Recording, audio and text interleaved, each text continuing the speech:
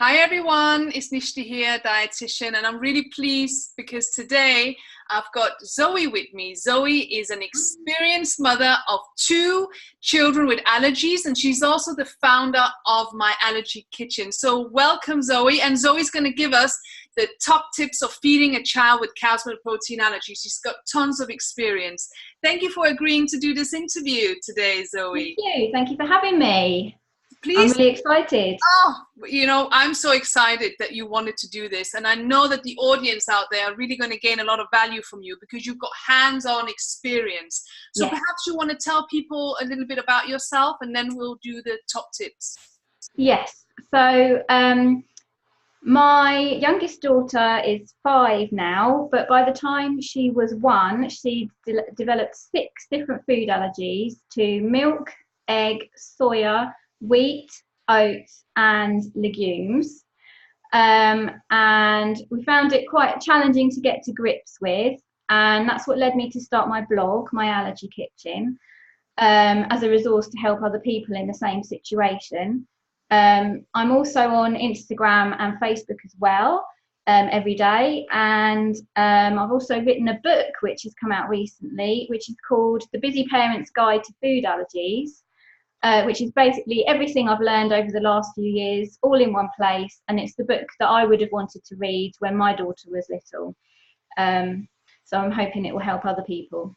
See, I've read Zoe's book, and it's a brilliant resource for parents with a child with allergies because it breaks everything down in simple terms, and everything's also, you go through the science as well, but you do it in such a lovely manner that I think it's a brilliant book for parents out there with an allergy, or children with an allergy to cow's milk, or any other allergy really, because you've got so much experience. So today's focus is on cow's milk protein allergy, or dairy intolerance, whatever word we want to use, because I have a lot of my clients who say, where do we start, especially when it comes to feeding our children? And I think perhaps we can make it a little bit more complicated than what it is. Obviously, if the child has multiple allergies, that is really difficult. But today, we want to just focus on cow's milk protein allergies. So the first top tip that we want to give you out there is food labeling. What do you do with all these foods out there, and how do you interpret food labeling? So perhaps you could talk a bit about that, Zoe. Okay, so the good news is that milk is one of the most common allergens, and so by law it has to be labelled on ingredients labels, and it also has to be highlighted, so it might be bold, italic or underlined or in capitals, but they have to make it so it stands out. And if it has something like cream or cheese in it, they have to put the word milk as well. So basically, when you're checking food labels, you just have to scan it and look for that word milk in bold. So that makes it a bit easier when we're shopping for food for a child with cow's milk allergy. Now, obviously, milk is going to be the main ingredient in your dairy foods like cheese and yogurt and ice cream. But you also need to watch out because it's an ingredient in lots of baked foods like cakes and biscuits and pastries. But it can also hide in places you wouldn't expect. So I found it in slices of turkey and things like stock cubes. So you do have to check the labels of every single product that you buy from the supermarket, because it can just turn up in crazy places that you wouldn't expect. And obviously in the free-from aisle, you might find some great dairy-free things, but just because it is in the free-from aisle doesn't mean it's automatically got no milk in it. So you do still need to check the labels. And also manufacturers can change the ingredients, but they might not change the packaging on the front. So again, check every time you go shopping as well. How did you find that process of having to, how was that process of having to check every item? So it is more time consuming, and the first time you go shopping, it is going to take you quite a long time. So be prepared for that. You know, allow yourself maybe twice as long as what you would normally spend shopping. If you can, have someone else look after your baby so that you can concentrate on what you're doing. But over time, you start to learn which products you're going to buy, and you tend to stick to the same ones each time. So it does get quicker over time. Yeah. It's So just the process of learning. Yeah. So is there like an app that you could recommend parents? Yes, there are some apps so that when you're going around the supermarket, you can scan the barcodes of each product. And there are 3 that I know of. One is called Liberate, one is Food Maestro, and another is Spoon Guru. They all do the same job, so just have a look and see which one you like the look of. Yeah, so I usually recommend Food Maestro, but it doesn't really matter, I think, which one you use. But it's just fantastic to have these products out there that can help parents even further yes, this process. And they're also quite handy if you've got like a grandparent that's looking after the child and they want to go shopping. Yeah. You can just set up the profile and it'll automatically tell you which foods have got milk in and which haven't. Fantastic. How about anyone, so there are lots of new products coming out all the time. Is there anyone on Instagram that you could recommend to follow? I know there is one, I don't know if she's still posting, but all these new products, dairy-free products, is that something you yes, I share new products all the time. Brilliant. That I've found. If you just search on Instagram for the hashtag CMPA, then you'll find loads of stuff, loads of products, baby-friendly stuff, toddler-friendly stuff.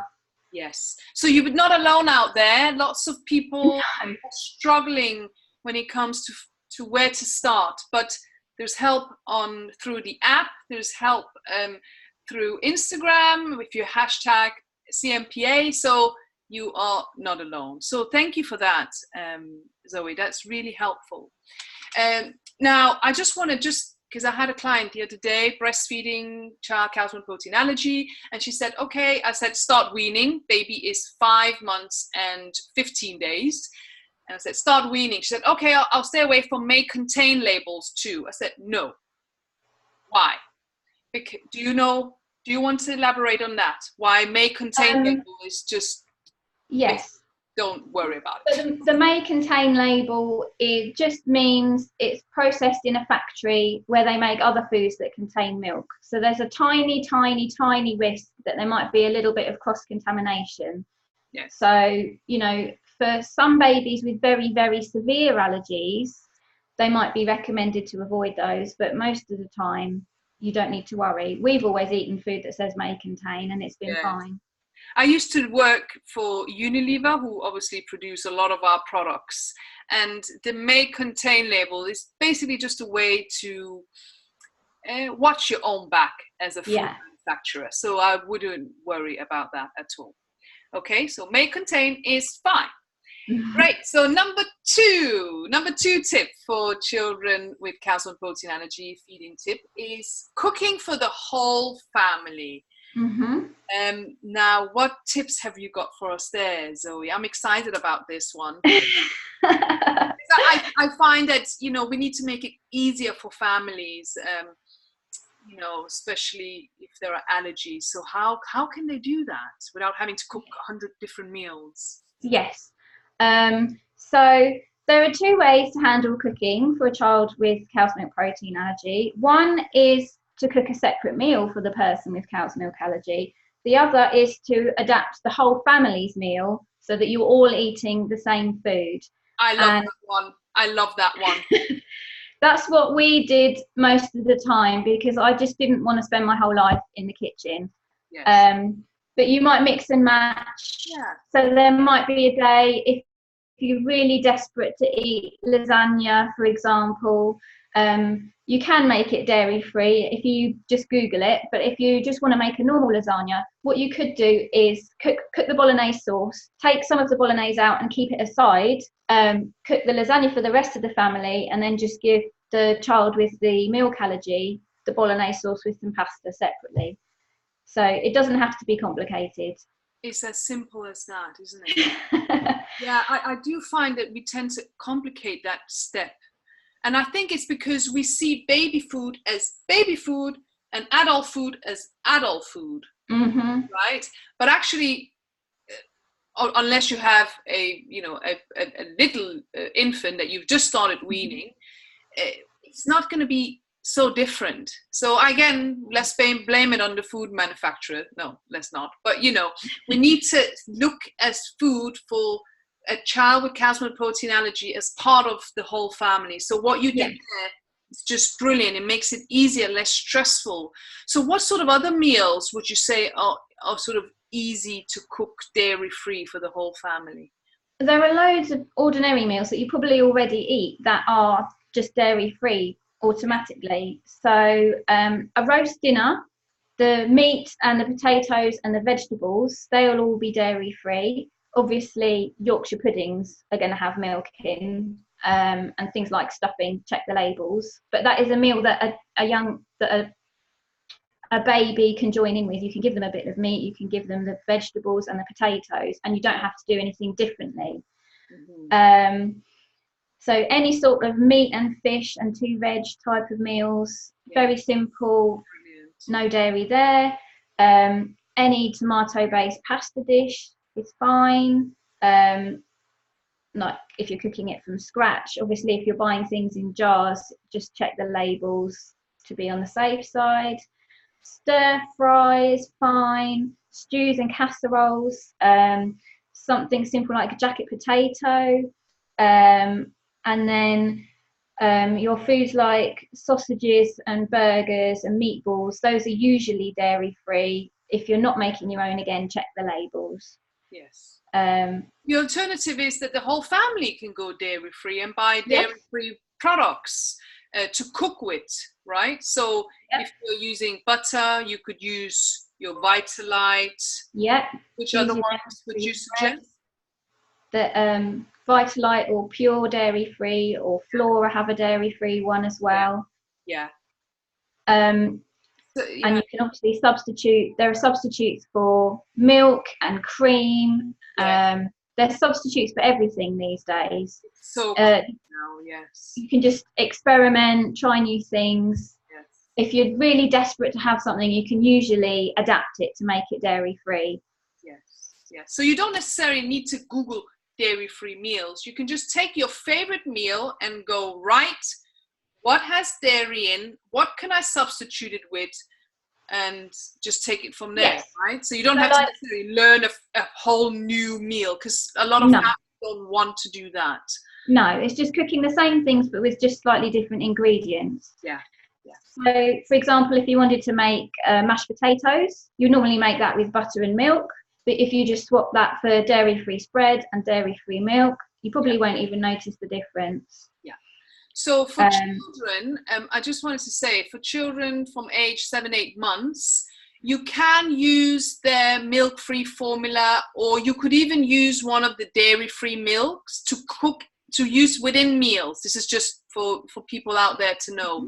So, for example, if your child is 8 months and you have been told not to give them anything but formula until the age of 1, when they can then go on to either cow's milk or non-cow's milk, but you can use a dairy-free milk in with meals. So, for example, let's say you use Oatly, or if your child hasn't got an allergy to soya, you could use the Soya Alpro in with meals. So that's perfectly safe, because I often have this question from parents. They think they can't use, again, you can use the formula. It doesn't really matter. Yeah, your choice. Yeah. Brilliant. Oh, thank you, Zoe. I think that's really going to help a lot of people, so that's brilliant. And on your website you share some dairy-free meals, don't you? Yes, I've got some great recipes on my website and on my Instagram as well. Fantastic. Brilliant. Okay, so number 3, and this is going to excite a lot of people. About dairy-free treats. We can't leave our little ones with calcium protein allergy out. They need to also, in moderation, because I am of course. What sort of dairy-free treats and even snacks could you recommend for people? Okay, so there are a lot of treats and snacks that you would normally buy that still don't have dairy in. And one way to find them is to Google accidentally vegan, and that will show you all the sort of normal foods that don't have any milk in. That is, I didn't know that. That is, I love that, accidentally vegan. That is brilliant. Yeah. Okay, wow. And the good news about those products is, because they're not labelled as free from or vegan, they don't cost any more. They're the same price. That is fantastic. Wow, really helpful. So, for example, believe it or not, chocolate bourbons. Oh yeah, I know. Dairy free. Oreos are dairy free. Party rings. And obviously, we're not saying eat these foods every day, but if you're going to a birthday party or something, you want your kid to have the same treats as everyone else. You know, if everyone else is eating a biscuit, they're not going to want to eat a bit of cucumber. Yes, and everyone loves Oreos and bourbons, don't they? Yes. Oh, well, that is very helpful. And for chocolate, my daughter's favourite is the Moo Free. Okay, yeah. That's dairy free and gluten free and soya free, so that's really good. And they have this lovely child friendly packaging, and they make Easter eggs and Christmas chocolates and all sorts of things. So we really like them. And for ice cream, we really like Booja Booja ice cream. Which is actually made with nuts and water and like date nectar or something like that. So it's actually, you know, reasonably healthy as well, and it's really nice. Nuts? Did you say nuts? Yes. Let's just talk about that, because some people might get worried. You know, they're like, oh, my child has a cow's milk protein allergy. I can't give them. What about nuts? What if they have an allergy to nuts? What would you say to those kind of parents? Because you know that once your child has one allergy, I often find that parents become really worried to expand into the other top allergens. Yes. So if your child has a food allergy, there is a small chance that they might have another food allergy. But the latest advice is not to avoid those foods. Avoiding the foods actually increases the chances of them developing an allergy. So you need to introduce those foods when you start weaning. Is that right, Nishti? Yes. I've written a blog and done a video about this, especially it's focusing on peanuts, because it's such a worry for parents to introduce peanuts. And peanut butter, I'm a big fan of peanut butter because it's so nutritious. And when you combine it with bread, you are giving your child a complete protein meal. So complete and incomplete protein. And you know, peanut butter is just fantastic. So I find that a lot of people don't want to include it because they're worried. But if you refer, I'll put the blog underneath this video, because obviously we're not focusing on peanut allergy today. But I just thought it's interesting because, you know, this dairy-free ice cream you mentioned is made from nuts, right? So some people may go, oh, but can my child have that?